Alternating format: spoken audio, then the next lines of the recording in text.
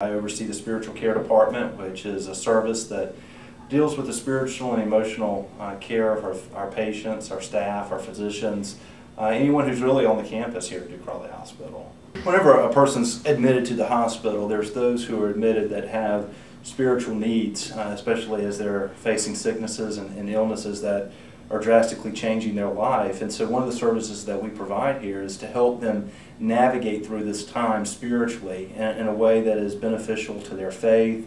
And there's those in the hospital that claim no spiritual affiliation, but emotionally we want to be there to support them and to walk with them through this time, to let them know that not only are they receiving the best health care, but just in terms of general care, we want them to know that they're not alone and that we're here to help them any way that we can. And oftentimes it's just by providing a listening ear. It's by being present with them and letting them know that, that we're here for them in whatever ways that they need.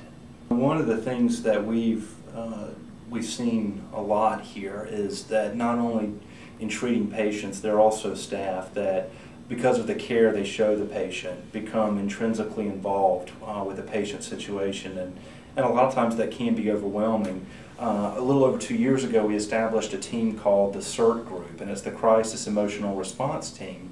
It's made up of different individuals throughout the departments here at the hospital who go to certain departments, especially where the patient's acuity is really high. And we have debriefings for staff. We meet with them whenever there's a situation out of the ordinary that has really just pulled a lot of staff in. We meet with them, we talk with them, we try and help them work through that. But on a one-on-one basis, I spend probably 40% of my time with staff. Just staff coming by who are facing issues at work or issues at home. Certainly the times in which we're living lend themselves to stresses outside of work, and we bring those stresses to work.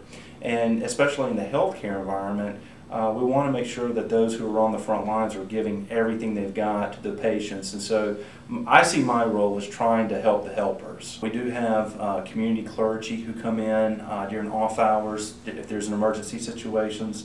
We do have some volunteers that visit with patients on different days of the week.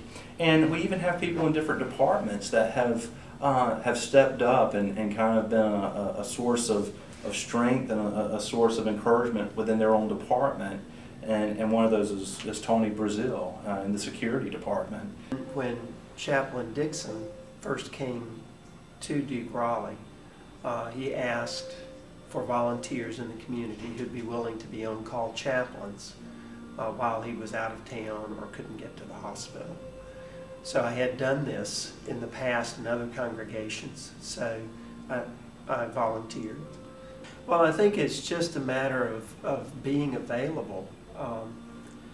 The nursing staff usually is well on top of things by the time I get here.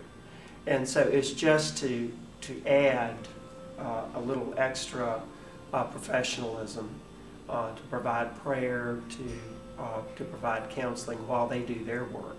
Here at Raleigh, we strive to give good customer service, and in that role, by being a safety officer, I'm versatile because I can play in different roles. And by going up there and talking to the nurses, and they was like, I didn't realize that you had that calmness to you, and I'm able to bring that with my smiles when I walk on the floor, and just go and check on everybody, because when I come to work, I walk the whole hospital and see how everyone is doing, and I just listen to them. I'm more of an ear because they just want someone just to listen how they feel. We like bring calmness present to the atmosphere to make everyone feel that hey, just because you're in a different role in the hospital, anybody can play an important role.